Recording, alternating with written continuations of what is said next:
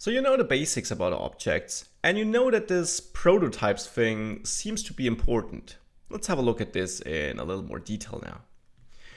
Here's where I left with object create and so on. I'll get rid of that. Back to my basic object. And I already mentioned that all objects in JavaScript by default have a prototype, which is object.prototype. And this again also is an object on its own. So, can we check this? Can we access the prototype of this person here in some way? Well, we do have a property on person on each object called prototype, though we're not really able to access this. If I run this, you see I get undefined. So that's not really working. Well, some browsers implemented a custom property which we can access to get the prototype. But you should never ever use it in production, as it is not safe, as this is added by the browsers and not part of the JavaScript specification. This property I'm talking of looks a bit strange. It's __proto__, also sometimes referred to as dunder_proto. So double underscore at beginning and end, and then proto in the middle. If I now click on run, well, you see we get some kind of object. And this is the prototype, which is an object itself of person. Now, before we get too abstract here, because I think this is, yeah, it's nice we have this prototype, but it's more important to understand what is this prototype there for? What's the sense of a prototype? We know we can kind of access it with this unsafe method here, or this unsafe property. But why do we have this prototype in the first place? I'll show you something.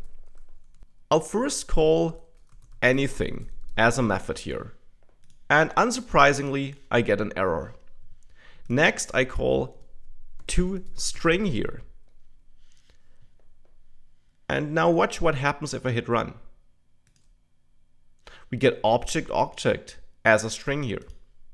So this person seems to have some kind of toString method, which basically prints it as a string, and this is just Chrome's way of displaying it, for example. ToString is not a method we wrote on this object. We only have two properties, no method at all. There is no function inside this object here. So something else seems to be going on here. And the something else is the prototype indeed. The prototype has some built-in methods which are available to all objects. That is what the prototype is there for.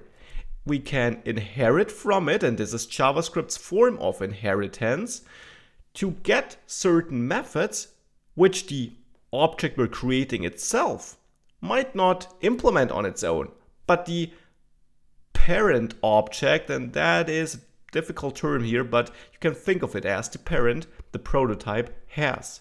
So, like the name implies, it's the prototype of which we built our objects, and we can add custom methods or fields to our objects, but they will always have access to the prototype's objects and methods. If I now try the following, and I go to object prototype, and I create a new field here, greet, which is set equal to a function. And here I log hello there to the console. And I now try to access person greet. What do you think will happen if I hit run?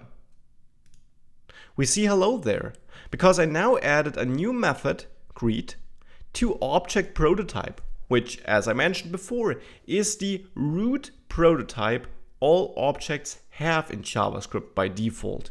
And therefore we can access greet on person, even though person itself doesn't have this greet method here. It's set up on the prototype, but therefore it is available on person.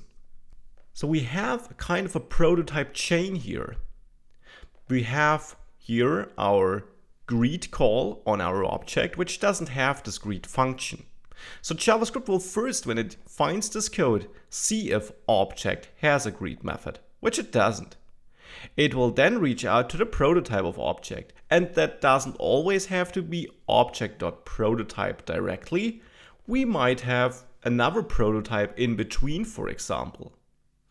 Or we might have set our own prototype.